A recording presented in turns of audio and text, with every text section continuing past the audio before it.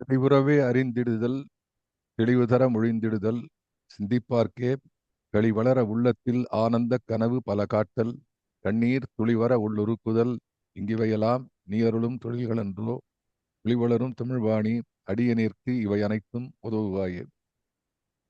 பேரன்புமிக்க பாரதி அன்பர்களே, குவிகம் இலக்கிய அமைப்பு நடத்தி வருகின்ற மகாகவியின் மந்திர சொற்கள் என்ற தொடர் நிகழ்விலே 262வது நிகழ்வாக இந்த காலை மாலைகளிலே ஜூம் அரங்கிலே உங்களை எல்லாம் சந்திப்பதிலே பெருமகிழ்ச்சி அடைகின்றேன். இந்நிகழ்வை இணையதளங்களிலே பார்க்கக்கூடிய அன்பர்களுக்கும் பின்னால் பதிவிலே பார்க்க இருக்கக்கூடிய அன்பர்கள் ஆகிய அத்துணை பேர்களுக்கும் மீண்டும் ஒரு முறை நன்றியை புலப்படுத்திக் கொண்டு மகிழ்ச்சியோடு இந்த நிகழ்ச்சியிலே நாம் உரையாடத் தொடங்குகின்றேன். நாம் பாரதியை பல்வேறு கோணங்களிலே பார்த்து கொண்டிருக்கிறோம். இப்படி பாரதியை நாம் பல்வேறு கோணங்களிலே பார்ப்பதற்கு எது பின்னணியாக இருக்கிறது என்று ஒரு கேள்வியை கேட்டால், பாரதி இந்த உலகை பல்வேறு கோணங்களிலே பார்த்திருக்கிறார். அதுதான் அர்த்தம். ஸ்டார்டிங் பாயிண்ட் அப்படிதான், அங்கதானே வருது. பாரதியை நாம் பல்வேறு கோணங்களிலே எப்படி பார்க்கிறோம் என்றால், அவன் பல்வேறு கோணங்களிலே நம்மை பார்த்து இந்த கவிதைகளை படைத்திருக்கிறார். அதிலே தன்னை சுற்றி இருக்கக்கூடிய மனிதர்கள், தான் வாழ்ந்திருக்கக்கூடிய நாடு, அந்த நாட்டினுடைய பெருமை, அந்த மக்களுடைய குணங்கள், புல் பூண்டு, இயற்கை வளம், நதி நீர் மலை காடு, இப்படி எல்லாத்தையும் பாடியவன் இப்படி மேலே பார்க்கிறான், விண்ணை பார்த்து பாடுகிறான். அந்த பரிதியை நாம் பார்க்கிறோம். அந்த பரிதியை பார்த்து அந்த அந்த அற்புதத்தை சொல்ல முடியல, அப்படி இருக்கிறது. ரொம்ப அருமையான பாடலாக விளங்குகிறது. நம்ம பாரதியை படிக்கக்கூடிய பெருமக்கள் எல்லாம், எனக்கு முன்னாலே இருந்த பெரியவர்களை கூட நான் எண்ணி பார்க்கிறேன். பாரதியினுடைய பரிதியை பற்றி இவ்வளவு ஆழ்ந்து நாம் பார்க்கல இது வரைக்கும். அப்படி யாரும் அமையவில்லை. ஆனா குவிகம் அதை போல ஒரு அமைப்பை ஏற்படுத்தி கொடுத்திருக்கிறது. அதனால்தான் முக்கியமா குவிகத்துக்கு சொல்லக்கூடிய நன்றி என்ன என்றால், பாரதியை பல்வேறு இடங்களிலே, பாரதியினுடைய பல்வேறு என்ன சொல்றது, கவிதையினுடைய அற்புதங்கள், அவன் எழுதிய எத்தனையோ கவிதைகள், அதெல்லாம் பார்க்கக்கூடிய வாய்ப்பு, ரொம்ப பாப்புலர் சாங்ஸ் நாம் பார்த்திருக்கோம். காக்கை சிறகினிலே போல, காயிலே புளிப்பதிலே போல பாட்டெல்லாம் வந்து படம் யூடியூப்ல இருக்கு, எல்லாம் பார்க்கலாம். ஆனால் பாரதி இன்றைக்கு நம்ம பார்க்கக்கூடிய இந்த பாட்டு ஞானபானு என்ற பாடலோ, சில புத்தகங்கள் இல்லை. இந்த கேட்டார் சேர கிடைக்கல சார் இந்த பாட்டு, இந்த ஞானபானுங்கிற தலைப்புல பாருங்க, அது பின்னாலே இருக்கும் என்று சொன்னேன். அப்படி பாரதியிலே தேடி தேடி பார்க்க வேண்டிய ஒரு சில பாடல்களாக அமையக்கூடிய இந்த பாரதியின் பரிதி என்ற பகுதி இருக்கிறதே, இது இது குவிகம் மூலமாக இதை பல பேர் படித்து உய்ய வேண்டும் என்றுதான் என்னோட. அதுல என்ன சொல்ல வேண்டிய நிறைய விஷயங்கள் இருக்கிறது. ஏனென்றால் முக்கியமான செய்தி, பாரதி இந்த சூரியனை பாடும்போது சொன்னா, வேதம் பாடிய ஜோதியைக் கண்டு வேள்வி பாடல்கள் பாடுதற்கேன் என்று சொன்னானே, இதை வந்து எதுகுரி அம்மா எழுதுறார். இதை எழுதிட்டு இந்த இந்த நெருப்பு தெய்வம், இந்த பாடல் இன்னைக்கு வருது, அதுதான் நான் விளக்க போறேன். இந்த நெருப்பு தெய்வம் இந்த இடத்த சொல்லும் போது அந்த பாடலை பார்த்து எல்லோரும் உருகி நின்றார்கள். எதுகிரி வந்து மண்டையம் சீனிவாசங்காருடைய புதல்வியார். அவ வந்து பாரதியாரோட பெண் போலவே கூடவே இருந்து புதுச்சேரியில அது மாதிரி இருந்திருக்கா. அவளுடைய புத்தகத்தை நீங்கள் வாங்கி படிக்க வேண்டும். எதுகிரி அம்மாள், பாரதி நினைவுகள், எதுகிரி அம்மா அப்படி எழுதியிருப்பாங்க. அதுல வந்து பாரதி இந்த பாட்டை, இந்த இந்த இந்த வேதம் பாடி இந்த பாரதி பாட்டு, வேள்வி தீ ஏறுதே எங்கள் வேள்வி கூடத்தில் அந்த அந்த பாடிக்கொண்டு வருகிறார். மேலிருந்து மாடியிலிருந்து பாடிக்கொண்டு வருகிறார். கீழே செல்லம்மா பாரதி குழந்தைகள் இருக்கு. செல்லம்மா பாரதியினுடைய கண்களிலே கண்ணீர் துளித்து நின்றது அப்படின்னு எழுதுறார். இது எவ்வளவு பெரிய வந்து ஒரு சார், அவருக்கு வறுமை இருந்திருக்கலாம் சார். அவனுடைய கைப்பொருளிலே வறுமை இருந்திருக்கலாம். அவன் கவிதை பொருளிலே வறுமையே கிடையாது. அவன் கவிதை பொருளுக்கு வறுமையே கிடையாது. செல்வம். அதை பாடிட்டு வீட்டுல வந்து ஒரு கவிதையை அப்பதான் பாடி சுட சுட எடுக்கிறார். கேட்டு மனைவி மக்கள் உருகி நிற்கிறார்கள். அவர்கள் கண்களிலே இமை நனைகிறது என்று சொன்னால், எப்படிப்பட்ட ஒரு ரசிகர்கள் கூட்டத்துக்கு செல்லம்மா என்ற அற்புதமான அந்த பெண்மனுடைய ரசனை இருக்கிறதே, அதல்லவோ பாரதியினுடைய கவிதைக்கு வற்றாத ஊற்றாக அது அமைந்திருக்கிறது என்று நாம் எண்ணி பார்க்க வேண்டும். ஆக பாரதி வாழ்க்கையிலே அவனுக்கு கிடைத்த பெரிய செல்வம் அவனுடைய குடும்பம். இந்த மாதிரி விஷயங்கள் எல்லாம், அது மாதிரி ஃபிஜி தீவினிலே என்ற பாட்டு, ஃபிஜி தீவினிலே என்ற பாட்டு, எங்கேயோ இருக்கக்கூடிய இந்திய பெண்கள் இங்கிருந்து வேலைக்கு செல்கிறார்கள். அங்கே அவர்கள் படாத கஷ்டம் கிடையாது. அவர்களை அவமானப்படுத்துகிறார்கள், கொடுமைப்படுத்துகிறார்கள், அவர்களுக்கு சம்பளம் சரியா கொடுக்கறது இல்லை. இப்படிலாம் அந்த கொடுமைப்படுத்த பீதி தீவிரிலே பெண்கள் அழுகின்ற ஓலம் என் காதுகளை விழுகிறதே என்று பாரதி பாடுகிறான். அந்த குடும்பமே அழுதது. இப்படிப்பட்ட ஒரு அனுபவத்தை பாரதி பெற்றுகிறான் பாருங்கள். அதான் யோசிச்சு யோசித்து பார்க்கிறோம். இப்படி எல்லாம் நடந்திருக்கு. நம்ம இதை இதை we have to analyze and bring. Bharathi வறுமையில இருந்து பாரதி எப்படி இப்படி பாடினா, இந்த வறுமையில இப்படி பாடினா எல்லாம் சொல்கிறார்கள். இது மாதிரி கூட இருந்தவர்கள் எழுதக்கூடிய அந்த சின்ன சின்ன வரலாற்று துணுக்குகள் இருக்கின்றனவே, அதையெல்லாம் அந்த ஒவ்வொரு மணியும் கோர்த்து பார்க்கும் பொழுது ஒருத்தரோ 2 பேரோ 4 பேரோ 5 பேரோ பாரதியை சுற்றி உள்ளவரெல்லாம் மகா பெரிய ரசிகர்கள். பாரதி ஆஹா ஆஹா என்று ரசித்தவர்கள். அந்த ரசனை என்றும் இந்த கவிதைக்கு வளம் சேர்க்கிறது. கம்பன் என்ன பண்ணா, கம்பன் சோழ ராஜா தூக்கி போட்டு வந்துட்டான். இன்ஃபேக்ட் கம்பன் சோழ நாட்டிலே இருந்திருந்தால் அவன் கம்பராமாயணம் எழுதிருக்க மாட்டான். அவன் வந்தது சடையப்ப பிள்ளைகள் தூக்கி போட்டு, நீயும் வளநாடும் முன்னதோ என்று கேட்டாலே அவ்வை தூக்கி போட்ட மாதிரி இவனும் தூக்கி போட்டு வந்துட்டான். அப்போ இங்க உட்காந்து என்ன பண்ணிருப்பான்னு நினைச்சு பாக்குறேன். அப்போ அவன் சடையப்பா வள்ளல் என்ன பண்றப்பான், சடையப்பா வள்ளல்னா அவன் வள்ளல் எல்லாத்தையும் கொடுத்தாங்கிறது ஒண்ணு. ரெண்டாவது வள்ளல்னா அப்படி ரசிச்சிருப்பான் கம்பனுடைய வரி ஒவ்வொன்றத்தையும். ஆஹா ஆஹா ஆகான்னு. அப்படி இல்லைன்னா வராது. 2 பேர் கைதட்டலன்னா பேச்சே வராது. இப்போ ஒரு 10 பேர், இப்போ 20 பேர் 30 பேர் எத்தனை பேருங்கிறது இல்லை. ஆனா வந்திருக்கிறவர்கள் ரசிக்கிறதுனால தான் என்னால பேச முடியுது. ஆகவே ஒரு பேச்சுக்கு அல்லது உரையாடலுக்கு, இப்போ நம்ம இதை வரத்துக்கு முன்னாடி உரையாடுகிறோம். சங்கரையர் ஒரு விஷயம் சொன்னார். gives some lot of inputs from other side. ஒரு இட்லி சொன்னா ஒன்னு மார்ச் 30 அந்த இட்லி டே அப்படிங்கிறாரு. இது தொடர்கிறது. அந்த இன்ட்ரெஸ்ட் இட் கோஸ் ஆன். இப்போ இந்த இன்டராக்ஷன் தான் ரொம்ப முக்கியம். அதை பாரதி நினைத்து பார்க்கிறான். என்னுடைய பதிவாக நான் சொல்கிறேன். பாரதி இப்போ பாரதி எப்படி நன்றாக எழுதினான், இப்படி அற்புதமான கவிதை வடித்தான். அவன் ஆற்று, அவன் ஜீவ நதி. அவன் உள்ளுக்குள்ளிருந்து ஒரு எரிமலை வெடித்து கிளம்புவது போல உள்ளிருந்து அவனுடைய சீற்றம் மிக்க வரிகள் வந்தன. கங்கை புனல் போல அவனது தன்மையான வரிகள் வந்தன. அவனுடைய குளிர் நிலவு போன்ற வரிகள் கங்கை பிரவாகம் போல வந்தது. அப்படியே அறச்சீற்றம் எல்லாம் எரிமலை வெடித்து கிளம்பு போல என்று சொன்னாலும், அப்படித்தான் வந்திருக்க வேண்டும் என்று சொன்னாலும், அருகே உள்ளவர்களா ரசித்தார்கள் என்ற இன்னொரு தகவலையும் நீங்கள் சேர்த்துக் கொள்ளுங்கள். இந்த ரசனை தான் எதற்கும் இறைவனுக்கே பார்த்தான். இறைவனே ஏன் இந்த உலகத்தை படைச்சான்னு சொன்னா ரசனை தான் காரணம் என்று ஹரிதாஸ் சுவாமிகள் சொல்வார்கள். இந்த ரசனை தான் அழகிலா விளையாட்டுடையார் கம்பன் பேசுவான். விளையாட்டுன்னு என்ன சார் அர்த்தம்? நீங்க விளையாட்டுங்கிறது விளையாட்டை எடுத்துக்கூடாது. விளையாட்டு என்பது ரொம்ப காமன். இன்னைக்கு கூட ஒரு பெரிய என்னது பழந்தமிழ் சொல்லு இல்ல. விளையாட்டுங்கிறது இன்னைக்கு குழந்தைகள்ல இருந்து எல்லாருக்கும் தெரிஞ்ச தமிழ். இன்னும் கேட்டா சம்படி ஆஸ்மி கம்பன்ல இருக்கக்கூடிய எந்த சொல் இன்று வரை இருக்கக்கூடிய சாதாரண சொல், சீதாராமாங்கிற பேரெல்லாம் இருக்கிறது, இன்று அன்றுங்கிறான். இந்த மாதிரி விஷயத்த சொல் என்று பார்த்தால் விளையாட்டு, அழகிலா விளையாட்டுடையான். அந்த விளையாட்டுக்கு என்ன பொருள்னா ஈடுபாடு, ரசனை. அவனுக்கு அந்த விளையாட்டு, இந்த இறப்பு பிறப்பு உலகத்தை படைத்தல், ஆக்கல் காத்தல் அழித்தல், இந்த விஷயங்கள் எல்லாம் இறைவன் செய்கிறான் என்றால் அது ஒரு விளையாட்டு என்கிறான். அப்போ அந்த ரசனை தானே காரணம். அப்போ படைக்கின்ற நிலையிலே இருக்கக்கூடிய கவிஞன் இருக்கிறானே, அவனுக்கும் அவனுடைய படைப்புக்கும் அடிப்படையாக விளங்கியது இந்த ரசனை தான். அது செல்லம்மா செல்லம்மா பத்தி சொல்றான். அந்த செல்லம்மா அப்படி இருந்தார்.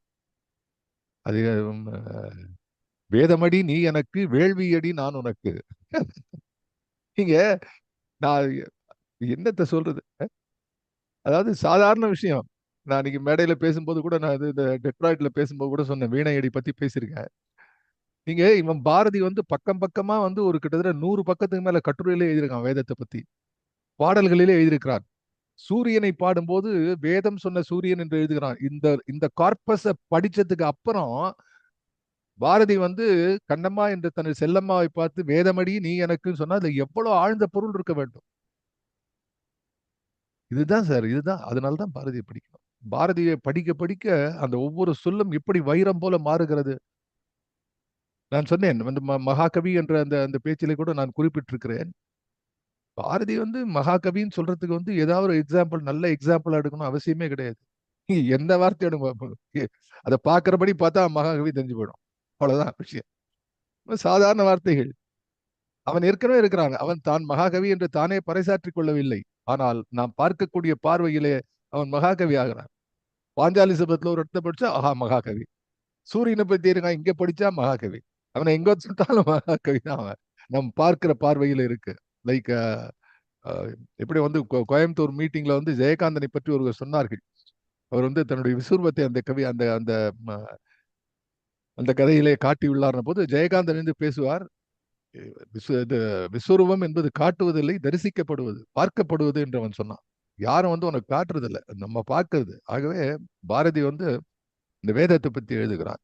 இப்படி வேதத்தையும் வேத பொருளையும் இந்த வேத பொருளினுடைய பின்னணியாக இருக்கக்கூடிய சூரியனையும் அவன் பார்க்கிறான். அப்ப இன்னும் before going to the text once again ஒரே ஒரு லிங்க் சொல்றது. அதாவது நீங்க காலை இளம்பருதி வீசும் கதிர்களிலே அப்படி ஆரம்பி கோயில் பாட்டு சூரியனை பத்தி பாடும்போது நான் சொன்னேன் ஒரு அருமையான காட்சியை உங்களுக்கு அறிமுகப்படுத்தினேன். அது இன்னைக்கு வந்து இயல்பா சுந்தரராஜன் அவர்கள் எப்பவுமே ஒரு அறிமுகம் அந்த முடிப்பெல்லாம் சுந்தரராஜனுக்கு தனி ஒரு ஸ்டைல் இருக்கு. அது வந்து இயற்கை கொடுத்த வரம். ஏன்னா நான் கூட நினைச்சு பாக்குறேன், நீ பார்க்கும்போது அவர் சொன்னார் அமெரிக்கால இப்பதான் வந்து அந்த சூரியன் எழுந்து கொண்டு இருக்கிறது அப்படின்னு ஒரு கிராபிக்கா சொன்னார். அது மாதிரி நீங்க யோசிச்சு பாருங்க, அந்த கடற்கரைன்னு சூரியனை இப்படி கும்பிடுறான் பாரதி. அந்த சூரியனோட எழுந்து வர சூரியன் அழகா பார்க்கிறான். அந்த சூரியன் தங்க முறுக்கி தழல் உரைத்து எங்கும் பரப்பியதோர் இங்கிதமாய் பரவுகின்ற அந்த கதிர்களை பார்த்து ஆச்சரியப்படுகின்றான். அந்த இயற்கைக்கு அது உயிர் ஊட்டுகின்ற அந்த வெப்ப சக்தியை உணர்கிறான். அதனுடைய அழகை பாடுகிறான். அது இந்த உயிருக்கு உயிராக இருக்கக்கூடிய விஷயத்தை பாடுகிறான். எல்லாம் பாடிய பிறகு என்ன செய்யறான், இப்படி கும்பிட்டவன் மேல நோக்கி பார்க்கறான். இந்த பாட்டு அப்படி மேல நோக்கி பார்க்கிறான். பார்க்கும்போது தான் தெரிகிறது, அடடா இதுவும் அதுவும் ஒன்றல்லவோ, மேலும் கீழும் இந்த விண்ணுக்கும் மண்ணுக்கும் உள்ள தொடர்பு இவன் ஒன்றோ. அவன் சூரியன், இது பூமி, இது கதிர்கள். அப்போ இதை எப்படிடா கும்பிட வேணும்னு சொன்னா, யூ கால் இட் as நெருப்பு தெய்வம். இந்த மூணாவது இதுல அதான் பார்க்கிறோம். இப்போ அதுதான் பார்க்க போறோம். நெருப்பு தெய்வம், அடாடா. இந்த Agni is the one link between இந்த earth and the eternity, eternity of both. இந்த செலஸ்டியல் பாடிஸ் எல்லாமே இருக்குங்கிறான். இன்னைக்கு நிறைய விஷயம், இன்னைக்கு நிறைய அதை பத்தி பேச போறோம். இதுல வந்து அந்த வரிகள் கம்மியா இருந்தா கூட இந்த வரிகளிலிருந்து நாம் பெறக்கூடிய பாரதி வரிகள், பாரதி சொன்ன கட்டுரையிலிருந்து வரக்கூடிய வரிகள் எல்லாம் இன்னும் அற்புதமான விஷயம். ஆல்ரெடி உஷா போன்றவர்கள் எல்லாம் வந்து கட்டுரை புக்கே வாங்கி வச்சுட்டா, எங்கிட்ட காமிச்சா சார் வாங்கிட்டேன்னு. அதனால இந்த லைன்லாம் நீங்க தீவிர உள்ளுக்குள்ள போய் இஷ்டத்துக்கு படிக்கலாம், ஜாலியா இருக்கும். ஆகவே நம்ம ஒரு முறை இந்த இதை பார்த்துடலாம், அந்த லைன்ஸை பார்த்துட்டு தென் we go through this. முதல்ல இருக்கக்கூடிய வந்து தீய குணங்கள், அந்த நல்ல குணங்கள் இதை பார்த்தோம். திருவள்ளுவர் வாழ்க்கையில இருந்து ஆரம்பிச்சு, ரெண்டாவது வந்து கவலைகள், சிறுமை, நோவு, பேய் குணங்கள். இப்போ வந்து இந்த மூன்றாவது ஸ்டான்ஸா பார்க்க போறோம். இந்த மூன்றாவது ஸ்டான்ஸாக்கு நான் கொடுக்குற ஒரு தலைப்பு என்னன்னா, சப்டைட்டில் என்னன்னா, வேத வாழ்வு. அதுதான் இந்த மூணாவது இதுக்கு நம்ம கொடுக்க வேண்டிய தலைப்பு. ஏன்னா அதைத்தான் பாரதி இதுல வந்து இன்சிஸ்ட் பண்றான். இந்த வேத வாழ்வு, இதுக்கப்புறம் வந்து அடுத்து இதை வந்து சொல்றான். இதை படிச்சிடுற ஒரு நிமிஷம். அனைத்தையும் மேல வந்து தொலைகை பேய்கள்ங்கிறான். இது ஞாபகம் வச்சுங்க. முதல் ஸ்டான்ஸா வந்து நல்ல குணம், ரெண்டாவது வந்து பேய் குணம். இது ரெண்டுமே வந்து ஒரு குரூப்புக்கு நல்ல குணம், ஒரு குரூப்புக்கு பேய் குணம் அப்படி வச்சு கூடாது. ஒருத்தருக்கிட்டே ரெண்டும் இருக்கு. இது வந்து it is there with us. நம்ம கிட்ட பேய் குணமும் இருக்கிறது, நல்ல குணமும் இருக்கிறது. இப்ப என்ன சொல்றாரு, அனைத்தையும் தேவர் காக்கி, நமது குணங்கள், நமது பொருட்கள், நம்ம இருக்கக்கூடிய எல்லா விதமான இந்த சூழல், இயற்கை, இதை சேர்ந்த எல்லாம் அனைத்தையும் தேவர் காக்கி அறத்தொழில் செய்யும் மேலோர் மனத்திலே சக்தியாக வளர்வது நெருப்பு தெய்வம். தினத்தொழி ஞானங்கண்டீர் இரண்டுமே சேர்ந்தால் வானோர் இனத்திலே கூடி வாழ்வார் மனிதர் என்று செய்யும் வேதம். ஓகே, இதுல வந்து ஒரு வார்த்தை நம்ம புரிஞ்சுக்கணும். பாரதி பல இடங்களிலே அமர வாழ்வு எய்தலாம் என்று பாடுகிறார். அது அல்டிமேட் ஐடியா என்ன? To elevate people. இறப்பு பிறப்பு இல்லாத ஒரு நிலைக்கு இருக்கக்கூடிய அமரர்கள் போன்று வாழ வேண்டும். இன்னும் கேட்டா ஒரு இடத்துல பாரதி பேசுறான், அமரர் கூட வந்து பெண் கொடுத்து பெண் வாங்குதல் இருக்கணுமா, திருமண உறவு இருக்கணும். இப்படி வந்து ரிலேஷன்ஸ் இருக்குமா, அங்கே நம்ம வந்து தேவர் பெண்கள். பாரதி வந்து அவனுடைய எண்ணமே வேற சார்.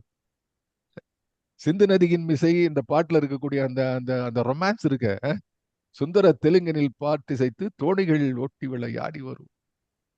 இப்போ அவன் வந்து கற்பனையிலே மிதக்கக்கூடிய கவிஞன் என்பது மட்டுமல்ல, அவன் இதை சாத்தியமாக்கக்கூடிய சாத்திய கூறுகளை, இது தனக்கு மட்டுமல்ல, இந்த உலகே இன்புற வேணும், நிமரன இன்புறு என்று சொன்னா எப்படி இந்த வண்டுகள் பறந்து போய் கிருகிருன்னு பறந்து போய் அப்படி உணர்ச்சி வசப்பட்டு இன்பத்தை தூக்கின்றனவோ அதை போல இருக்க வேண்டும் என்று நினைக்கிறான் பாரதி.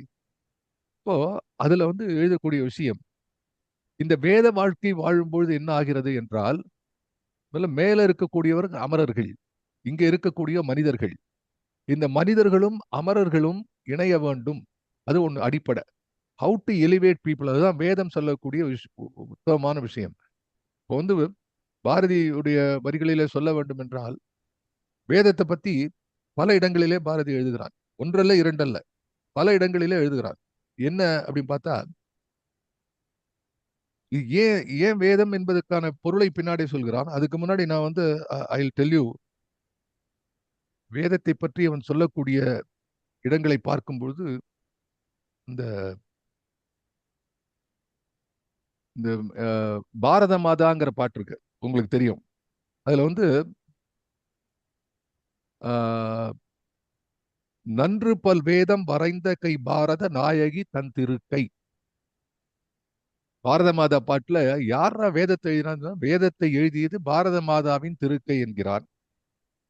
அது போல வந்து வெறிகொண்ட எங்கள் தாய் என்ற அந்த பாட்டுல வந்து நாவினில் வேதமுடையாள் என்று பாடுகிறான். அதுக்கப்புறம் வந்து நின்ற சீர்திரு நாமம், அது மாதிரி வந்து பாரத மாதா நவரத்ன மாலை என்று ஒன்று இருக்கிறது. அதுல பாடும்பொழுது ஆணிமுத்து போன்ற மணி மொழிகளாலே பன்னினி வேதங்கள் இசைத்தனை, அங்க சொல்றான்.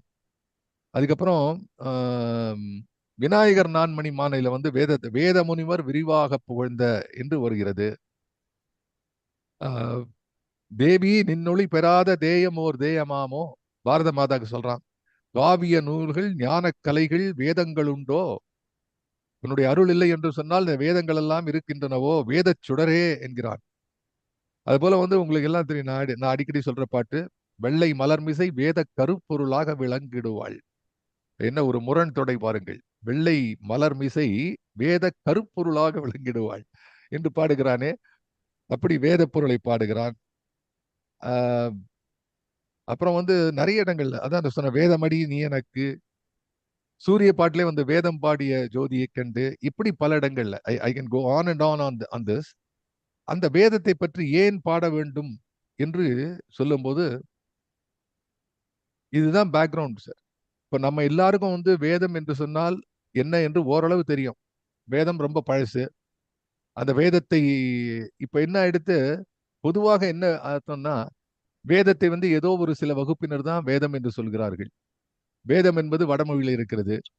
அதனாலே அது அது வேதத்தை தொடாத பல பேர் போகிறார். வேதத்தை என்ன சொல்றதுன்னே தெரியாது. வேதத்துல எந்த தெய்வங்கள் பாடுகிறார்கள், வேதத்தில் இருக்கக்கூடிய தெய்வத்தின் பெயர் என்ன, வேதத்தினுடைய அல்டிமேட் கோல் என்ன, இதெல்லாம் பார்க்கறது தான் வேதத்திலிருந்து உபநிடதங்கள் பிறந்தன.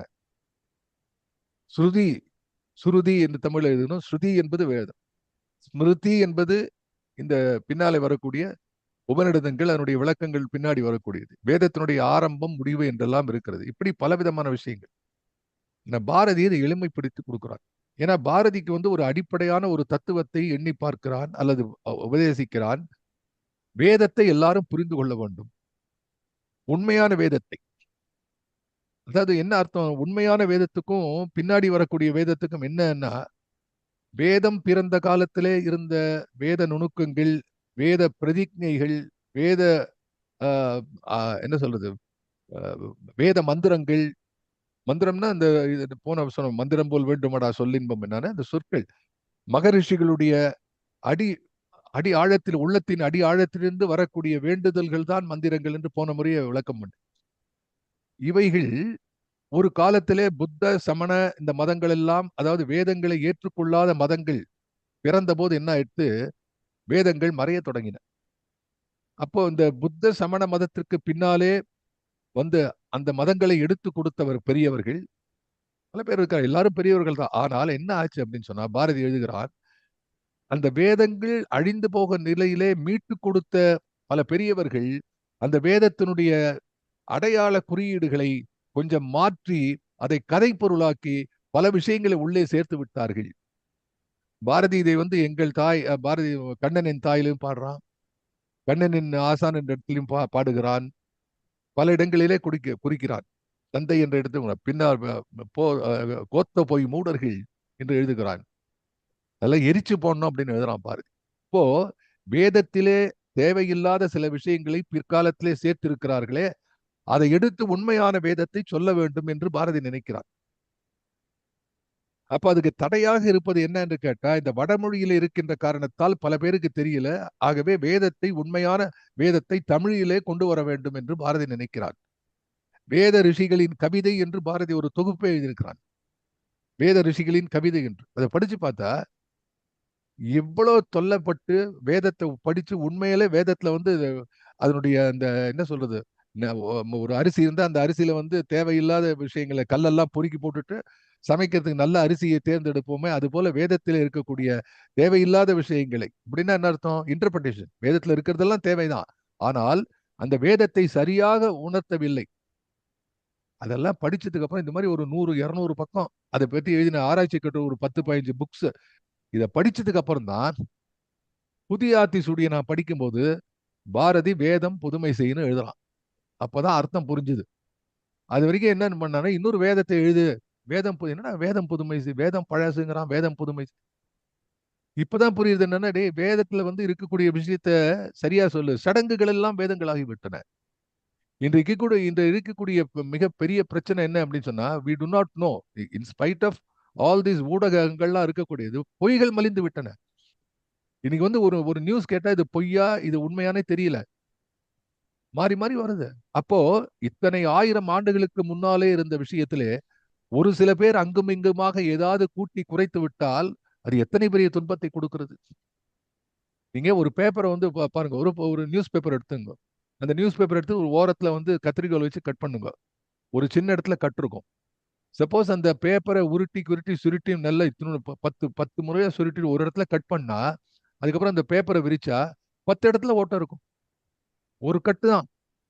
அதை போல தொடர்ந்து வரக்கூடிய விஷயங்கள். ஒரு குழந்தை வயசுலயே ஒன்றுக்கு ஏதாவது ஒரு ஒரு கஷ்டம் வந்ததுன்னா அது அப்படியே அந்த தொடர்ந்து வரக்கூடும். அது போல இளம்பிராயம் என்று சொல்லும் போது நூற்றாண்டிலே, அந்த பழைய நூற்றாண்டுகளில வரக்கூடிய தொல்லைகள் இருக்கின்றனவே, அது வேதத்திலே வந்து விட்டதே என்று பாரதி வருந்துகிறார். அத இந்த இந்த சூரியனை பார்த்து பாடும்போது நினைக்கிறான். கையில இந்த சூரியன் இருக்கிறது, டெய்லி நம்ம பார்க்கிறோம் கடற்கரையில, இல்லைன்னா வீட்டுக்கு வாசல்ல பார்க்கிறோம் சூரியனை. சூரியனை பார்க்கும்போது வேதம் நினைவுக்கு வர வேண்டும். அப்படி வேதம் நினைவுக்கு வரும்போது சரியான பார்வை, அந்த வேதத்தை நெருப்பு தெய்வமாக பார்க்கக்கூடிய அந்த விஷயம் ஞாபகத்துக்கு வர வேண்டும் என்று நினைக்கிறான். அதுல அவன் அவன் எழுதக்கூடிய விஷயம் என்ன அப்படின்னா, இது நிறைய கட்டுரைகளை எழுதுகிறான் பாரதி. ஒரு கவிதையில கட்டுரையின் தொடக்கத்துல பாரதி எழுதுகிறான், இன்று தேவர்களை அழைக்கிறோம் இந்த மண்ணுலகத்திலே மீளவும் ஹிருதயுகத்தை நிறுவும் பொருட்டாக. ஹிருதயுகம் வருக மாதோ என்று பாரதி எழுதுகிறான். அதற்கான பொருளும் இங்கதான் இருக்கு. இதெல்லாம் நமக்கு படிக்கும்போது ஒண்ணுமே புரியல ஒரு காலத்துக்கு. ஹிருதயுகம் வருக மாதோ, என்ன சார் இது கலியுகம், ஏன் திரேதாயுகம் வான்னு சொல்லல, துவாபர யுகம் வான்னு சொல்லல, ரிட்டர்ன் அப்படித்தானே போனோம். நீங்க அங்கேருந்து வந்தாச்சு கிருதயுகம், திரேதாயுகம், துவாபர யுகம், கலியுகம்னு வந்தா கலியிலேருந்து திருப்பி போறத மறுபடியும் இப்போ ரிட்டர்ன் தானே போனோம். அவன் விட்டுட்டு ஜம்ப் பண்ணிட்டான். அந்த பக்கம் கிருதயுகம் வருக மாதோ என்று ஏன் சொல்கிறான் என்பதற்கெல்லாம் விடை இந்த பாடலுடைய விரிவாக்கத்தில் இருக்கிறது.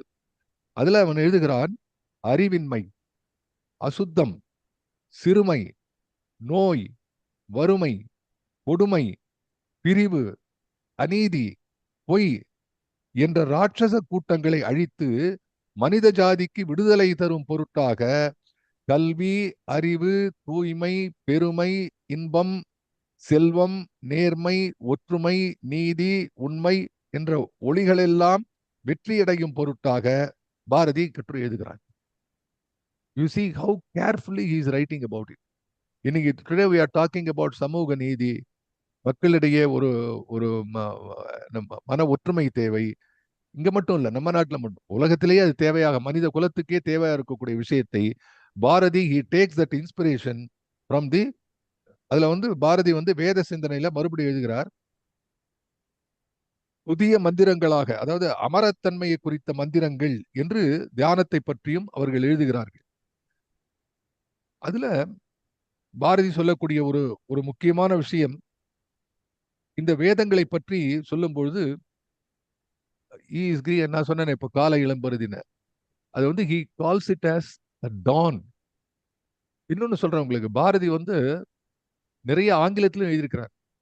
Any of you have this book, I do not know how many of you have. Agni and other collection of போயம்ஸ்னு இருக்கு. அதுல பாரதியினுடைய ஆங்கில எழுத்துக்கள் இருக்கின்றன. பாரதி ஆங்கிலத்துல எழுதுகின்ற விஷயத்துல இந்த வேதங்களை பற்றி எழுதுகிறார் அப்படின்னா எவ்வளவு முக்கியமா அவன் நினைச்சிருக்கணும் பாருங்க. அதுல வந்து இந்த இளம் காலை பொழுதிலே வரக்கூடிய இந்த இந்த இந்த வைகறை பொழுது இருக்கிறது, அதுக்கு இன்னொரு பேர் என்ன, புலரி. I think people like Sai may know, Sai Ganesan because he living in Trivandrum. சில நல்ல தமிழ் வார்த்தைகளும் மலையாள வார்த்தைகளும் ஒன்னா இருக்கும். புலரி அப்படின்னு சொன்னா வைகறை, அங்க புலரின்னு தான் சொல்லுவாங்க. படிஞாயிறு அப்படிமா மேற்கு திசைய, அதாவது ஞாயிறு படியக்கூடிய இடம்.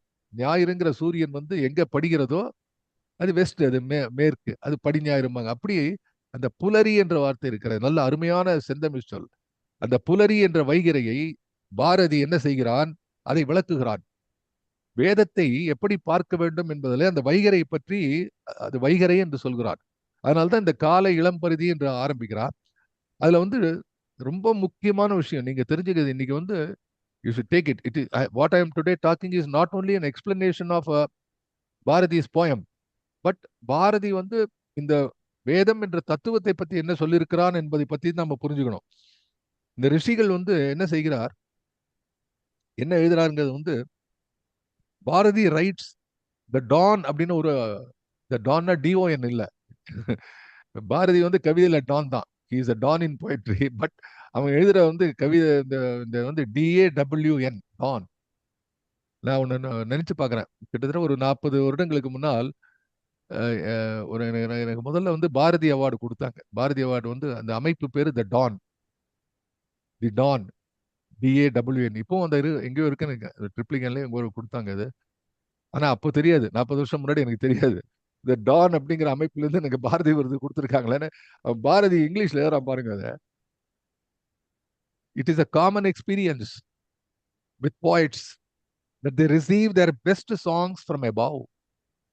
A few days ago, I asked Sri Aurobindo Ghosh, Arbinder, Mahan Arvinder, how he got his new and marvelous theory of Vedic interpretation. How he got the new and marvelous theory of Vedic interpretation. Then Arbinda said, it was shown to me, and I knew what he meant in a very little sense. All truth is inspired. He says, all truth are inspired. And Arvinda said, it was shown to me. திடீர்னு ஒரு ஞானம் வருதுங்கிற, it was shown to me. Bharathi says, திடீர்னு உங்களுக்கு வந்து எங்கிருந்தோ யாரும் சொல்ல வந்துன்னா, it is given to you from above. There is a connection between you and the world above. அதுல இன்னொரு முக்கியமான விஷயம் வந்து அவர் சேஸ், அரவிந்தருடைய ஆங்கில மொழிபெயர்ப்பையும் பாரதி பார்க்கிறார். புலரி என்பதை பற்றி வேத பாக்களில் தெரிய வருகின்ற சொல்லக்கூடிய பாரதி, இந்த வைகறை விடியல் எப்படி மனிதரின் தனிப்பட்ட வாழ்வில், சமுதாய வாழ்வில், தேசிய வாழ்வில், நடைமுறை பொருளில் அல்லது நடைமுறை பொருள் சார்ந்த வாழ்வில் எப்படி இந்த வைகறை என்பது மறுமலர்ச்சி, மீளெழுச்சி என்பதெல்லாம் குறிப்பிடுமோ, அதை போல ஆன்மீகத்திலையும் அவர் குறிப்பிடுகிறார். He says, it is this deathless great imagery of the great seer Vishwamitra, who have a fine picture of all types of renaissance, individual or national, material or spiritual. This is what Aurobindo says. அப்போ இந்த வைகறை என்ற விடியலை பற்றி எழுதும் பொழுது அவர் எழுதுகிறார், இதுதான் ரொம்ப முக்கியமான விஷயம், இதெல்லாம் ரொம்ப கூர்ந்து கவனிக்க வேண்டியது. வைகறைன்னு சொல்றோம் கரெக்டா, வைகறைன்னா என்ன சொன்ன, புலரி. ஓகே, சரி, வைகறை இதுல யாரெல்லாம் இன்வால்வ்டு, எல்லாம் யார் அப்படின்னா, சயின்ஸேஸ் இந்த உலகம் சுற்றி கொண்டிருக்கிறது. இப்ப நமக்கு நம்ம ஜூம்ல வந்து ரொம்ப ரொம்ப ஈஸியா அதை விளக்கலாம். நாங்க காலையில உட்கார்ந்து கேட்டு இருக்கோம், நீங்க வந்து மாலையில அமர்ந்து கேட்டுக்கொண்டிருக்கிறீர்கள். ஆனால் உலகம் சுற்றி கொண்டே இருக்கும்போது, பகலென்று ஒரு பக்கம் உலகம் விடிந்து கொண்டிருக்கலையே, இரவென்று இன்னொரு பக்கம் உலகம் தூங்கிக் கொண்டிருக்கிறது. ஆகவே இந்த இந்த உருண்டு கொண்டிருக்கிற உலகத்தை பற்றி டான் என்ற கட்டுரையில 1919 அளவிலே பாரதி எழுதுகிறான், the dawn is never a product of existing earthly conditions. The Dawn is never a product of existing earthly conditions. It always comes on us from the extremity of heaven. It is ever from the realms above the, the mental, above the mental, that the great light descends, which makes for regeneration in men, in nations. அப்போ இந்த வைகறை என்பது அங்குமிங்கமாக சுற்றி கொண்டு அது நமக்கு விடியலை கொடுத்து கொண்டிருக்கிறது. It is never a product of existing earthly condition. அந்த விண்ணின் அதுல என்ன சொல்றான், அதுல தமிழ்ல சொல்றதுன்னா, இந்த மண் கோலமான புவி உருண்டால், பாரதி எழுதுகிறான், புவி உருண்டால் மட்டுமே விடியல் ஆவதில்லை, புவி உருள்வதனாலே விடியலாகிறது. Science Bharathi adds one more thing, இது உருண்டால் மட்டுமே விடியல் ஆவதில்லை, விண்ணின் கதிரும் வந்து தீண்டும் போதுதான், அல்லது அந்த விண்ணின் கதிருக்கான உத்தரவாதம் கிடைக்கும் போதுதான் அது விடியலாகிறது. சோ இப்போ விடியல்னு சொல்லும் போது it is a combination of earth and heaven இல்லையா? ஒரு விடியல் என்று சொல்லும்போது நம்ம இங்க இருக்க பூமியை பொறுத்துவதான் இருக்கு விடியல் இல்ல, இந்த பூமியை பொறுத்து இல்ல, இந்த விடியல் என்பது சூரியனை பொறுத்து இருக்கிறது. சூரியனை பொறுத்து மட்டும்தான் இருக்கிறதா? இல்லை, இந்த விடியல் பூமியை பொறுத்தும் இருக்கிறது.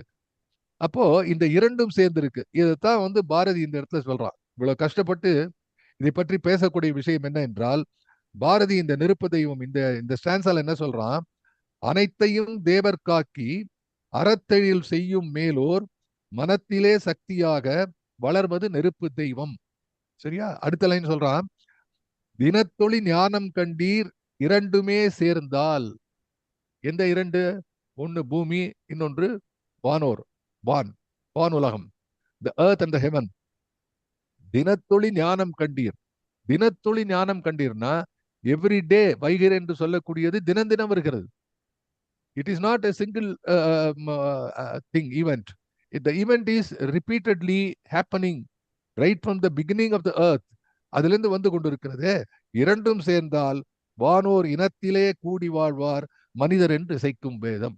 இதை புரிந்துவிட்டால் நீங்களும் வானத்திலே உள்ள தேவர்களும் கூடி வாழ முடியும் என்று உரைப்பது வேதம். அந்த வேதத்தை உங்களுக்கு எடுத்து கொடுக்கக்கூடியது இந்த சூரியனாகிய சக்தி. அதை பார்க்கும்போதுதான் சூரிய பூமிக்கும் அந்த வானுலகத்துக்கும் உள்ள தொடர்பு, விண்ணுக்கும் மண்ணுக்கும் உள்ள தொடர்பு உங்களுக்கு தெரிகிறது என்றுதான் என்று ஒரு ஒரு பிரமாதமான விஷயத்தை பாரதி பேசுகிறான். மறுபடியும் அதை நான் சொல்றேன், அனைத்தையும் தேவர் காக்கி அறத்தொழில் செய்யும் மேலோர். இந்த இடத்துல அறத்தொழில் என்பது என்ன? வேள்வியை சொல்கிறான். இப்ப நம்ம ஒன்றை புரிந்து கொண்டிருக்கிறோம். என்ன? பாரதி இந்த நெருப்பு தெய்வம் என்கிறார். தெய்வத்தை நாம் வணங்க வேண்டும். இந்த நெருப்பு தெய்வத்தை எப்படி வணங்க வேண்டும்? அப்ப அறத்தொழில் என்பது என்ன? இந்த வேள்வி என்பதுதான் அறத்தொழில். இந்த வேள்வி எப்படி செய்ய வேண்டும்? எப்படி to reach out to that, இங்கிருந்து, அதாவது there is a distance between earth and heaven. இது ரெண்டுத்தையும் தொடக்கூடிய விஷயம் என்ன என்று சொன்னால் அதைத்தான் அக்னி என்று சொல்கிறான், அதைத்தான் நெருப்பு தெய்வம் என்று சொல்கிறான். therefore you got 3 components now. ரொம்ப கிளாரிட்டி தேவை என்று சொன்னால் 3 காம்பனன்ட் இருக்கு. அதை பாரதி வந்து பல பாடல்கள் உரைநடையிலே விளக்குகிறான். அந்த ஒரு சொல்லுக்கு தான் நெருப்பு தெய்வம், அதெல்லாம் சொல்லிதான் அதை பற்றி சில இடங்கள் இருந்தா குறிப்பிடுகிறேன். அதைத்தான் அவன் நெருப்பு தெய்வம் என்று சொல்கிறான். அப்ப நெருப்பு தெய்வம் என்று சொன்னால் இங்கே மண் இருக்கிறது, அங்கே விண் இருக்கிறது, இந்த மண்ணிலே நாம் இருக்கிறோம், உயிர்கள் இருக்கின்றன, நன்மை தீமையுடைய உயிர்கள் இருக்கின்றன. இதையெல்லாம் காப்பாற்றுவதற்கு மேலே சூரியன் இருக்கிறான். இந்த சூரியனை நீங்கள் தெய்வமாக எண்ணும் போது அதனுடைய ஆஃபரிங் should be done. அது எதன் மூலமாக போகிறதுன்னு சொன்னால் ஒன்லி த்ரூ அக்னி. அக்னிஷ்ட, அதாவது அக்னியை பத்தி நிறைய சொல்ல வேண்டியது இருக்கு. அது வந்து வேதத்திலே அக்னியை தான் முதலாக வைத்திருக்கிறாரு. அக்னி தான் சாட்சி, மண்ணுலகத்துக்கு சாட்சின்னா அக்னி. அப்ப சாட்சின்னா ஒரு கேள்வி வருது, யாருக்கிட்ட சொல்றதுக்கு சாட்சி இது என்று சொன்னால் வானோர்க்கு சொல்வதற்கு அக்னி சாட்சியாக இருக்குது. அதனால்தான் இந்த மதத்துல வந்து எல்லாத்துக்கும் அக்னி சாட்சி. வாழ்க்கையில வந்து சின்ன குழந்தை ஒரு வீட்டு கிரகப்பிரவேசம் பண்றதுல இருந்து கல்யாணத்துல இருந்து கடைசியில இறப்பு வரை எல்லாத்துக்கும் அக்னியாக சாட்சி.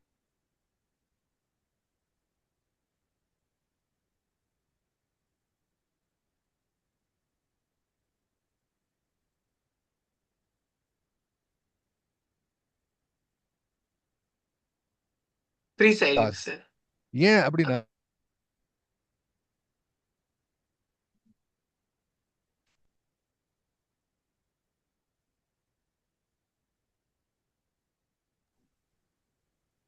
பிகாஸ் வேதா செட் தட் அக்னி தினத்தொழி ஞானம் கண்டீர் இரண்டுமே சேர்ந்தால் வானோர் இனத்திலே கூடி வாழ்வார் மனிதர் என்று இசைக்கும் வேதம். சரி, இப்போ இந்த வேதத்தை பற்றி அல்லது கிருதயுகத்தை பற்றி பாரதி என்னெல்லாம் சொல்கிறான் என்று பார்த்தால், இது தவிர கட்டுரையிலே பல விஷயத்தை பாரதி பேசுகிறார். இந்த கட்டுரையிலே பேசக்கூடியது மட்டும் இல்ல, இந்த அந்த கட்டுரைக்கு ஒரு தலைப்பு கொடுக்கிறார் பாரதி.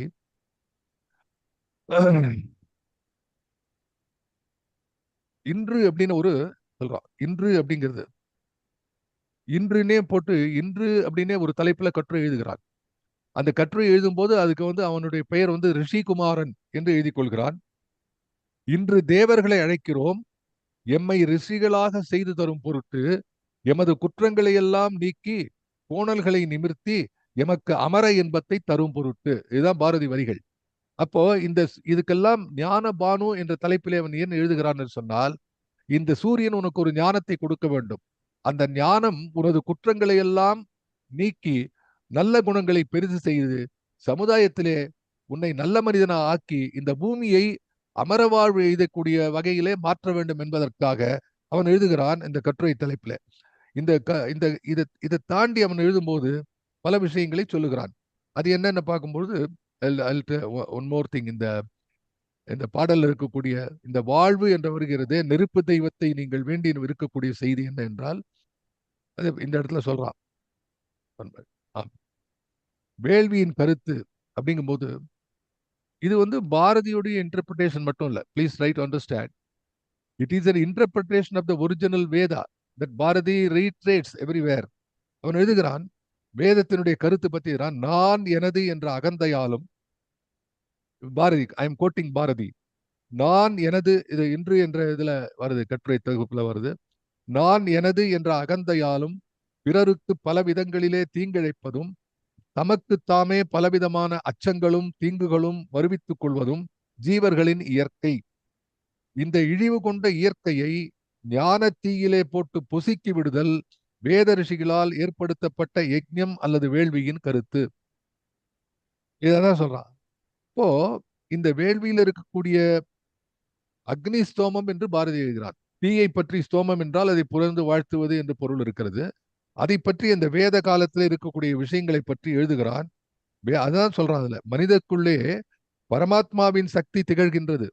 சாமானிய நிலையில் அது மனிதனுடைய அறிவிலே தோன்றாமல் கீழ்நிலத்தில் மறைந்து கிடக்கின்றது. Everybody is born wisdom, but that wisdom is covered.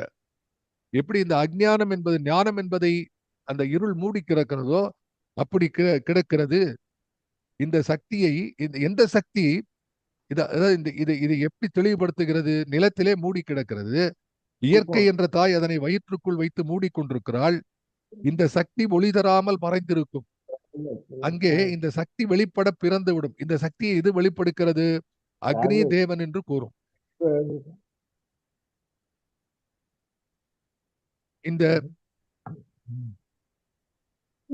இந்த சக்தியை வேதம் அக்னி தேவன் என்று கூறும்.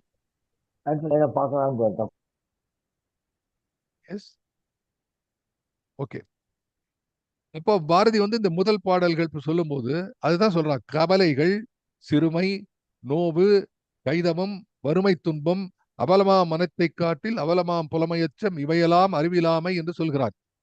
அப்படி எழுதக்கூடிய விஷயத்தை பாரதி இந்த வேதங்களாலே தீர்க்கிறான் என்று சொல்கிறான். நம்ம அந்த பாட்டில் மறுபடியும் பார்க்கலாம். We'll go through the next stanza also.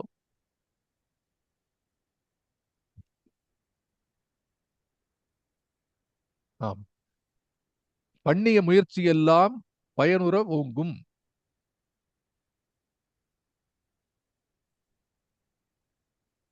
பண்ணிய முயற்சியெல்லாம் பயனுற ஓங்கும் ஆங்கே எண்ணிய வண்ணமெல்லாம் எளிதிலே வெற்றி எய்தும்.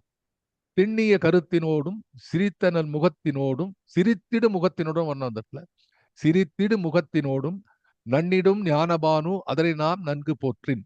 இப்போ இந்த மேல சொன்ன குணங்கள், நல்ல குணங்கள் வருவதற்கும் தீய குணங்கள் அழிந்து போவதற்கும், அதாவது நல்ல குணமாகிய குணங்கள் ஒரு லிஸ்ட் கொடுக்குறான், பேய் குணங்களுக்கு இன்னொரு லிஸ்ட் கொடுக்குறான். இது ஒழிந்து போக வேத வாழ்வை பின்பற்ற வேண்டும் என்று 3வது ஸ்டான்ஸால எழுதுறான்.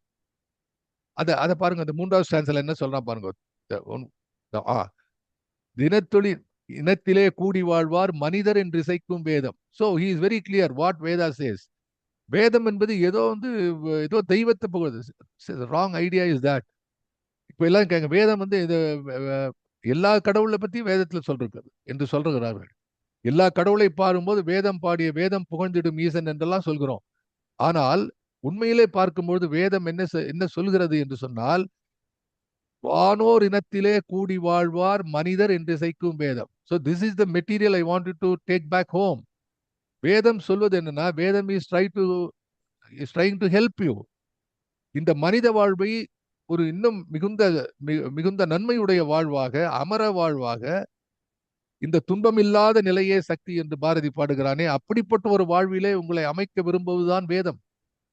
இட் இஸ் நாட் மியர்லி ஒரு டெய்டி. பின்னாடி வந்தக்கூடிய புராணங்கள், பின்னாடி வரக்கூடிய தெய்வ உபாசனைகள், ஷண்மதங்கள் என்று சங்கரன் போற்றியவை, இவையெல்லாம் ஒரு வழியை, தரிசனங்கள் என்று சொல்வார்கள், இவையெல்லாம் ஒரு வழியை காட்டுகின்றன.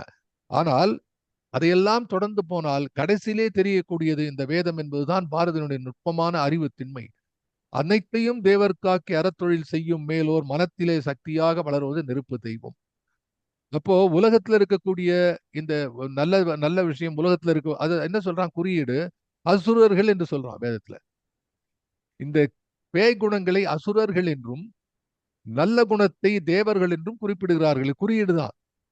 So what people Bharati writes, இவங்க என்ன நினைச்சிட்டு இருக்காங்க, ஏதோ அசுரனுக்கும் தேவர்களுக்கும் வெளியே சண்டை நடப்பதாக இருக்கிறது. யாரோ ஒருத்தன் கொண்டு இருக்கான், அதுல தேவர்கள் செத்து போயிட்டாங்க, அசுரர் இருக்கிறாங்க. ப்ரொமெத்தியஸ் அதுக்கால even in the western side, even the great writers of Paradise Lost, Regained, இந்த மாதிரி விஷயங்கள் மில்டோனியன் ரைட்டிங்ல கூட எப்படி நெருப்பை உள்ள எடுத்துன்னு போய் மறைச்சு வச்சிருவான். எல்லாருக்குமே இந்த இந்த இது மாதிரி ஒரு கான்செப்ட் பலவிதமான மக்களின் சிந்தனையிலே பல ரூபங்களில் இருக்கிறது. ஆனால் வேதங்கள் இசைப்பது என்ன என்று சொன்னால், வேதங்கள் இந்த புராணங்களை ஒரு குறியீடாக, அடையாளமாக சொல்லி இருக்கிறது. அதுதான் அது என்ன பண்ணிட்டாங்க, இது சொன்ன வேதம், இது அது புராணங்கள் அதுக்கே வந்தது. புராணங்கள் இப்போ ஹிரண்யகசிப்பு கதைன்னு எடுத்துக்கிறோம், பிரகலாதன் கதையை பற்றி பேசுகிறோம். ஸோ இதெல்லாம் வரும்பொழுது இது எல்லாமே ஒரு குறியீடாக இருக்கிறது என்று பாரதி சொல்லுகிறான். நீ எப்போ இந்த அடையாள குறியீடு உண்மை என்று நினைத்து குறியீட்டை, இந்த அடையாளத்தை மறைந்து விடுகிறாயோ, இப்போ உனக்கு இடர் என்று சொல்கிறான். இப்போ வெளியில இருக்கக்கூடிய அசுரன் தேவன் சண்டை இருக்கு, அங்க நடக்கலடா, அது மனசுல நடக்கிறது. இங்க ஒரு சாதாரண அசுரனா இருக்கான், கைமை நோவு சொல்றான், அந்த லிஸ்ட் கொடுக்குறான் முதல் பாட்டுல, இந்த 2வது பாட்டுல அத்தனை பேய் குணங்கள் உன்னிடம் இருக்கின்றன, அதை நீ அழித்தால் தான் அமர நிலை பெறலாம். ஸோ வாட் இஸ் ஹேப்பனிங், இந்த புராணங்கள் என்ன செய்கிறது, மேக்ரோ லெவல்ல அது குறியீடாக காட்டுகிறது. பாரதி பேசக்கூடிய அற்புதமான வேதத்தினுடைய உள்ளுரை, அது சொல்ற உள்ளுரை என்கிறான்.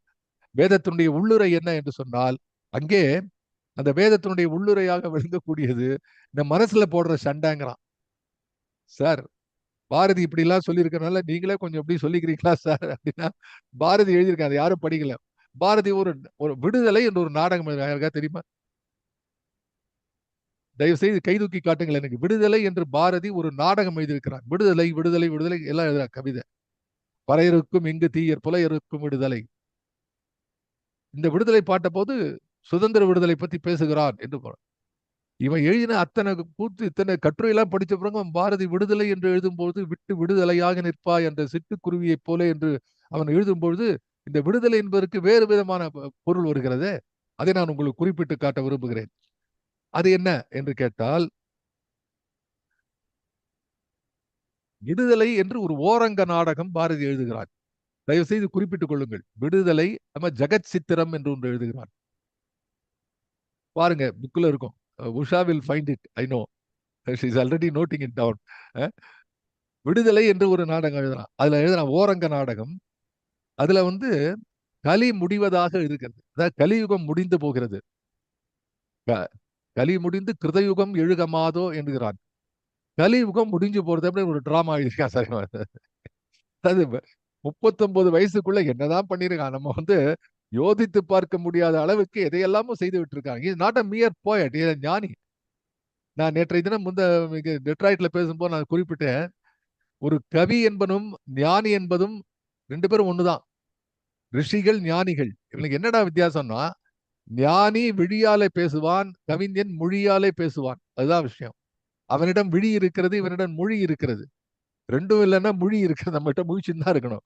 ஆகவே அவன் என்ன சொல்றான், அந்த விடுதலையை பத்தி எழுதும்போது முதற்காட்சியில் அதான் அந்த காட்சியில என்ன பண்றான், வானுலகத்தில் இந்திரன், வாயு, அக்னி, சூரியன், சோமன், அடுத்து பார்க்க சோமன்னா இந்த இது நிலவு, சோமன், அஸ்வதி தேவர்கள், மருத்துக்கள், வசுக்கள், தோஷ்டா, விஸ்வே தேவர்கள் முதலியானவர் கூடி பேசிக் கொண்டிருக்கிறார்கள். மண்ணுலகத்து மனிதனது தலகையெல்லாம் சிதறச் செய்ய பிரம்மதேவன் அவர்களை பணித்திருப்பதாக இந்திரன் கூறுகிறான். You see how he creates. அந்த விடுதலை டிராமால மேல வானுலகத்தை வந்து கூட்டம் போடுறான். அங்க யாரு தலைவன்? இந்திரன். அப்போ அவங்களுக்கு வந்து செய்தி வருகிறது என்ன அப்படின்னா, மண்ணுலகத்துல இருக்கக்கூடிய மனிதர்கள் எல்லாம் துன்பத்துல ஆழ்ந்து கிடக்கிறார்கள், எல்லாம் துன்பத்துல உழந்து கொண்டிருக்காங்க, இவங்களை எப்படிடா காப்பாத்துறதுன்னு உடனே இவங்களை காப்பாத்துறதுக்காக யாரெல்லாம் கூப்பிடுறான்னா, வாயு, அக்னி, சூரியன், சோமன், அஸ்வதி தேவர்கள், இப்படி பலவிதமான தேவர்களை கூப்பிட்டு அவன் எழுதுகிறான். இந்திரன் மண்ணுலக மக்கள் நிலை நினைத்து வருந்துகிறான். நம்ம என்ன பண்றோம், புராணத்துல இந்திரன் தான் வந்து அவன் இந்திராணியோட உட்காந்துருக்கான், அவன் சொர்க்கலோகத்துல உட்காந்துருக்கான், அவன் அவனை மாதிரி இருக்கணும்னா. இவன் பாரதி என்ன எழுதுறான், இந்திரன் வந்து மண்ணுலகத்தில் இருக்கக்கூடிய மனிதர்கள் துன்பப்படுகிறார்களே என்று யோசித்து அவர்களை பற்றி வருத்தம் கொண்டிருக்கிறான். அப்ப என்ன எழுதுறான் இந்த காட்சி ஒண்ணுல, எல்லா பொழுதினும் ஏழை மானுடர் இன்பம் கருதி இளைத்தனர் மடிந்தார். அவன் என்ன சொல்றான், எல்லா பொழுதினும் ஏழை மானுடர் இன்பம் கருதி இளைத்தனர். இன்பத்தை தேடி தேடி, நீ தேடாத நிலையிலே இன்பம் வருகிறது. அருமையா சொன்னா, ஒரு பட்டாம்பூச்சியை நீங்கள் பிடிப்பதற்கென்று ஒரு சோலையிலே உள்ளே நடந்தால் பல 100 காதங்கள் ஓடி ஓடி சென்றும் ஒரு பட்டாம்பூச்சியினுடைய சிறகை கூட உன்னாலே தொட முடியாது. ஒன்னிலும் ரொம்ப அந்த உயிர் ரொம்ப சிறுமைனா உண்மையான உயிர் அது. ஆனா அந்த ஜீவனை பிடிக்க முடியாது. வலை வச்சு போடுறது வேற, அது நம்ம என்ன வேணா கண்டுபிடிச்சிட்டாங்க. பட் கிட்ட போய் அப்படி தொடர்றதுன்னா முடியாது. ஆனால் நீ சாதாரணமா உட்கார்ந்துதா இயல்பாக அது உனது தோளிலே வந்து அமரும் என்று சொன்னார். அதே போல இன்பத்தை தேடி தேடி போவது இன்பத்தை கொண்டு வராது. அப்ப மனிதர்கள் இன்பத்தை தேடி இளைத்தனர் மடிந்தார், கங்கை நீர் விரும்பி கானல் நீர் கண்டார். கங்கை நீரை தேடி தேடி கானல் நீரை கண்கிறார். அதாவது ஒரு பாலைவனம், அந்த பாலைவனத்திலே இது பாலை என்று அறியாமல் போய் போய் நடந்து கால்கள் சோர்ந்து உடல் தளர்ந்து மேனி வாடி கண்கள் மயங்கி, அந்த மயங்கிய கண்களிலே ஏதோ தண்ணீர் போன்ற ஒரு ஒரு கண்ணாடி போன்ற ஒரு பிம்பம் தெரிகிறதே, அந்த கானல் நீரை பார்த்து இதுதான் கங்கை என்று நினைக்கிறானே, அப்படிப்பட்ட நிலையிலே மனிதன் இருக்கிறான். பாரதி வார்த்தை பாருங்க, கங்கை நீர் விரும்பி கானல் நீர் கண்டார், அமுதம் வேண்டி விடத்தினை உண்டார். சோ மனிதர்கள் என்ன செய்கிறார்கள், எதை நோக்கி செல்கிறோமோ அதை நோக்கி செல்லாமல் எதிர் திசையிலே பயணப்பட்டு கொண்டிருக்கிறார்கள். நீங்க போக வேண்டிய டெஸ்டினேஷன் தெரிஞ்சா கொஞ்சம் டிலே தாமதமாக ஆனாலும் அங்கே போய் சேருவீர்கள். ஆனால் நீங்கள் எதிர் திசையிலே பயணப்பட்டால், உங்கள் குறிக்கோளுக்கு எதிர் திசையிலே பயணப்பட்டால் நீங்கள் இன்று போய் சேருவீர்கள். முடியவே முடியாது இல்லையா? அதை எழுதுகிறான். மண்ணுலக மக்களுக்கு ஏன் இந்த நிலை ஏற்பட்டது, இந்திராதி தேவர்கள் மனிதருக்கு செய்ததை எல்லாம் கெடுத்தது யார் என்று சொல்லும் பொழுது பாரதி எழுதுகிறான், விருத்திரன். இந்த பேரெல்லாம் நீங்க அந்த கட்டுரையில படிக்கலாம். அது I can write in this, நம்ம விண்டோல நான் எழுதுறேன் வாட்ஸ்அப். விருத்திரன், பலன், நமுசி என்று அரக்கர்கள் பெயர் பாரதி கொடுக்கிறான். இவ்வரக்கர்கள், இது இப்போ அந்த நெட்டு போனது வந்து அசுரன், திரும்பி வந்தது வந்து இப்போ வந்து தேவர்கள் நேக்க பாக்குறோம். அதாவது எப்படி ஒரு நிமிஷத்துல மாறுறது பாருங்க. எழுதுறான், அறமே நொய்யது. நொய்யதுன்னா ரொம்ப புண்மைன்னு அர்த்தம். நொய்யதின் நொய்ய இது கம்பன் சொல்லலாம். அது மாதிரி வந்து நொய்யது என்று சொன்னால் வலிவில்லாதது. அறமே நொய்யது, மரமே வலியது. டிராமால சார், விடுதலை டிராமால ஒவ்வொருத்தன் கேரக்டரைஸ் பேசிட்டு இருக்கான். அந்த கேரக்டர் பேசும்போது பாரதி எழுதுறான், மெய்யே செத்தை, பொய்யே குன்றம். மெய்யே செத்தை, செத்தைனா சருகு. உண்மை வந்து சருகு போல இருக்கான், பொய் வந்து குன்று போல இருக்கிறதா. என்ன ஒரு ஒரு எக்ஸாம்பிள் பாருங்க. இது வந்து கல்லு, அது மலைன்னு கூட சொல்லல பாரதி. இது இது வந்து சருகு போல இருக்கான் எது உண்மை, பொய் வந்து மலை போல இருக்கான். அப்படின்னா என்ன அர்த்தம், சருகை ஈஸியா அடிச்சுன்னு போயிடும். அது மாதிரி வந்து பொய் எவ்வளவு, அதாவது கம்பாரிசன்ல வந்து கலியுகத்துல உண்மை எவ்வளவு மோசமாயிடுது, பொய் எவ்வளவு ஆக்கிரமிச்சு இருக்கிறது என்று சொல்கிறார். What a wonderful way of presentation அந்த அந்த டிராமால. இன்பமே சோர்வது, துன்பமே வெல்வது என்று இதை இந்த வஞ்சக அறக்கிறது கொடுமையாக நிகழ்ந்தது என்று அந்த விடுதலையிலே பாரதி எழுதுகிறான். அதுல சொல்றான், துன்பமே அச்சமே இருளே தொழும்பர்காள் பெயர் பல காட்டும் ஒரு கொடும் பேயே உருப்பல காட்டும் ஒரு புலை பாம்பே. எல்லாம் ஆசிரியர் பல ஒரு புலை பாம்பே படைபல கொணர்ந்து மழைக்கிடும் பாழே என்றெல்லாம் எழுதுகிறான். அப்போ எப்படி இந்த மில்டனுடைய இதுல பாரடைஸ் ரீகைண்ட் எல்லாம் வருதோ, அது போல பாரதியிலே இதெல்லாம் சொல்லி முடித்த பிறகு எப்படி அந்த விடுதலை நாடகத்துல ஒளிதேவனாக சூரியன் மனிதனுடைய இழிநிலையை மாற்ற ஒரு வழி கூறுகின்றான். மானுட ஜாதி மனத்திலும் உயிரிலும் தொழிலும் ஒன்றே யாதலால் அவர்களில் ஒருவனை கொண்டு சிறுமை நீக்கி மனித சாதியை நித்திய வாழ்விலே நிலை பெறச் செய்தல் வேண்டும் என்று இன்னொரு கேரக்டர் கொண்டு வரான். It goes on like that. It is not, அதை பத்தி நம்ம தனியா ஒரு வாட்டி பார்க்கணும். இப்போ ஒரு ஒரு இன்சிடென்ட்டுக்கு தான் சொன்னேன். இல்லைன்னா அதாவது இதை நோட் பண்ணுங்க. விடுதலை என்ற நாடகத்தை பாரதி எழுதுகிறார். அப்போ பாரதி ஒரு தேசிய கவி, பாரதி ஒரு சுதந்திர கவி. அவன் விடுதலை என்ற நாடகம் எழுதியிருக்கிறான் என்றால் தேசத்தை பத்தி எழுதியிருக்கான்னு எல்லாம் சொல்லிடுவாங்க இல்லையா? That is how we go. அந்த நாடகத்தை பார்க்காமல் பாரதி விடுதலை பற்றி பாடியிருக்கிறான், விடுதலை பற்றி நாடகம் எழுதியிருக்கிறான் என்றால் இந்த விடுதலை நாடகம் அவன் ஆன்மீக விடுதலை பற்றி எழுதுகிறான். ஆக பாரதி பாடிய அந்த மண் விடுதலை, பெண் விடுதலை தாண்டி ஆன்மீக விடுதலையில அவன் எழுதுகிறான். என்ன எழுதுறான்? நான் எனும் பொய்யை நடத்துவோம் நான் என்று எழுதுகிறானே, அதை நாம் பார்க்கிறோம். அப்ப அந்த ஃபைனல் சாங்ல அவன் சொல்லக்கூடிய விஷயம், இதை புரிந்து கொள்ள வேண்டும். பண்ணிய முயற்சி எல்லாம் பயனுற ஓங்கும், அங்கே எண்ணிய எண்ணம் எல்லாம் எளிதிலே வெற்றி எய்தும். இதெல்லாம் தெரிந்து கொண்டு நீ இப்போ அதான் சொல்ற, பாரதி இன்னொரு பாட்டு எழுதுறான். எண்ணிய முடிதல் வேண்டும், நல்லவே எண்ணல் வேண்டும், மனதில் உறுதி வேண்டும், நினைவு நல்லது வேண்டும், நெருங்கின பொருள் கைப்பட வேண்டும். இப்ப இந்த பாட்டெல்லாம் படிக்கும்போது நமக்கு மறுபடி உடனே இத ஞாபகம் வரணும். அதாவது எங்கு நோக்கினும் வெற்றி மற்றாங்கே விடுத்த வாய்மொழி கெங்கனும் வெற்றி. நான் சொல்லக்கூடியதெல்லாம் வெற்றி அடைய வேண்டும், கைவசமாவது விரைவில் வேண்டும். இதெல்லாம் சொல்ல இடத்துல நமக்கு மனசுல என்ன இருக்கணும்? இந்த பேய் குணங்கள் எல்லாம் ஓடி நல்ல குணங்கள் எல்லாம் இருக்கக்கூடிய நேரத்தை கேட்டுதான் எல்லாம் வர வேண்டும்ங்கிறான். இல்ல கண்டதெல்லாம் நினைச்சு மத்தவனை அடுத்தவனை அழிக்கணும்னு சொல்லிட்டு எனக்கு வரந்தா, அதெல்லாம் கூட நம்ம பார்க்கிறோம். அரக்கர்கள் இதெல்லாம் செய்து வேள்வி செய்து இதெல்லாம் வாங்கிக்கிறாங்க, வரம் வாங்கி எல்லாரும் அழிக்கிறார்கள். பஸ்மாசுரன் கதை நமக்கு தெரியும். எவன் எவன் வரம் கொடுத்தாலும் அவன் தலையிலேயே கை வைக்கிறான். இன்னைக்கு எத்தனை பஸ்மாசுரன் பாக்குறோம். ஏன்னா கூட இருந்தே குழி பறிச்சிட்டான். ஆமா சார், இதுக்கு வேண்டி வேற ஒரு இடத்துக்கு போவாங்களா? எங்க இருக்காரோ அங்கதான் குழி பறிக்கிறான். ஏன்னா உன் பிரதரே உன்னை தம்பியே கெடுத்தான். ஆமா சார், அண்ணன் தம்பிக்குள்ளேயா சண்டை? அப்படிதான் வரும். இதுக்கு வேண்டி அவன் பக்கத்து ஊருக்கு போவான் சண்டை போடுறதுக்கு, பக்கத்துல இருக்கிறவன் தான் சண்டை வருது. இப்படி இந்த அரக்கத்தனம் இயல்பாகி விட்டது பாருங்கள். இந்த அந்த அரக்கத்தனத்தை ஒழிக்க வேண்டும் என்று சொல்ல, பண்ணிய முயற்சி எல்லாம் பயனுற ஓங்கும், அங்கே எண்ணிய எண்ணம் எல்லாம் எளிதிலே வெற்றி எய்தும். இப்போ நீங்க என்ன சொல்லணும்? எண்ணிய எண்ணம் எல்லாம் என்று சொல்லும்போது மேலே முதல் பாடல்ல கூடிய நல்ல எண்ணத்தில் இருந்தாதான் வெல்ல வேண்டும், பின்னாடி வரக்கூடிய பேய் குணங்கள் வெல்லக்கூடாது. இந்த கைடன்ஸை கொடுக்கறது சூரியன்டா. ஏன்னா அது டெய்லி நீ பாக்குற. காலையிலே வைகரையில நீ பார்க்கும்போது சூரியனை பார்க்கும்போது என்ன நினைக்கணும்? வேத விஷயமாக இருக்கக்கூடிய ஞான பானுவே, நீ எனக்கு நல்ல குணத்தை மட்டும் கொடு, தீய குணத்தை அழித்து விடு என்று சொல்லக்கூடிய வரலாறு தான் வேதத்தினுடைய பின்னணி. வேதத்தை ஒழி, வேதம் சொல்றது சனாதனா, இது என்னெல்லாம சொல்லிட்டு இருக்கான். ஆனா பாரதி ஒத்துக்கிறான். இதையெல்லாம் சொல்லாமல் தமிழிலே சரியாக மொழிபெயர்க்காமல் இருந்ததுதான் தமிழனுக்கு தமிழா புரிந்து கொள் என்று எழுதுகிறான். தமிழா தெய்வத்தை நம்பு என்று எழுதுகிறான். பாரதி வாழ்ந்த காலத்திலேயே இதற்கான எதிர்ப்புகள் இருந்த பொழுது பாரதி எழுதுகிறான், குறிப்பா எழுதுகிறான். வேதம் யாருக்கும் தப்பு பண்ணல, வேதம் எந்த கடவுளையும் சொல்லல. இன்னும் கேட்டா வேதத்தினுடைய கடவுளாக வந்தது பின்னாலே வரக்கூடிய வேதங்கள். தொழுதுகாக இருக்கக்கூடிய அந்த பழங்கால அடிப்படையில் இருக்கக்கூடிய பாரதி காட்டக்கூடிய வேதம் இருக்கிறதே, அது எந்த தெய்வத்தை பற்றி குறிப்பிடல. நீங்க பார்த்தா அது இந்த தேவர்களை குறிப்பிடுகிறது. இந்திரன், சந்திரன், விருத்தன், அந்த தேவர்களை அசுரன், விருத்திரன், நமுச்சி, இலை என்பதெல்லாம் குறிக்கிறது. ஆக வேதங்கள் என்பது மனிதனை பண்படுத்தக்கூடிய, உனக்கு ஹெல்ப் பண்றதுக்கு தான் வேதங்கள் இருக்கு. It is a prescription of a good. என்ன சொல்றான்? திண்ணிய கருத்தினோடும். இப்ப திண்ணிய கருத்து என்பது என்ன? திண்மையான கருத்து, வலிமையான கருத்து என்பது என்னன்னா மேலே சொன்ன விஷயம். இந்த கருத்தினோடும் சிரித்திடு முகத்தினோடும். அங்கதான் அழகு. அங்க கவிதையை வச்சாங்க. பாரதி நல்ல அதாவது கிளாஸ்ல இங்க ஒரு ஆசிரியர் இருந்தார், தமிழ் ஆசிரியர் ஜெகநாதாச்சாரியர் போன்றவர்கள் அப்படியே தமிழே சொல்லி கொண்டிருப்பார்.